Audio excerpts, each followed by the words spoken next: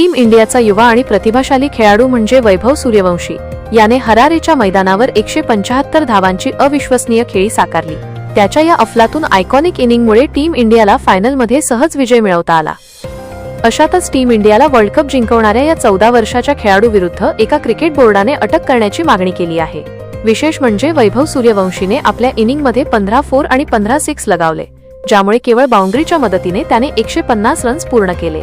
वैभवच्या या झंझावाती कामगिरीच्या जोरावर भारतीय संघाने निर्धारित 50 ओव्हरमध्ये 411 धावांचा डोंगर उभा केला होता। अशातच आता आइसलँड क्रिकेट बोर्डाने ट्विट करत खळबळ उडवली आहे।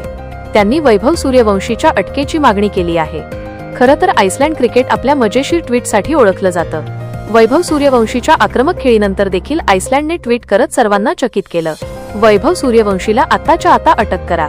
इंग्लिश गोलंदाजांविरुद्ध मैदानावर चाललेला हा हिंसाचार अत्यंत धोकादायक आहे, असं म्हणत पुणेरी टोमण्यात आइसलँड क्रिकेटने वैभवचं कौतुक केलं आहे।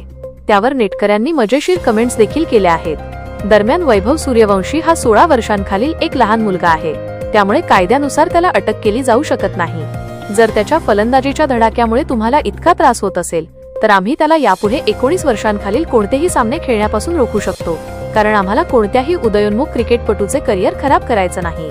या सर्व गोष्टी लक्षात घेता आता तुम्ही त्याला फक्त वरिष्ठ स्तरावरच खेळताना पाहाल, असं एका नेटकऱ्याने म्हटलं आहे।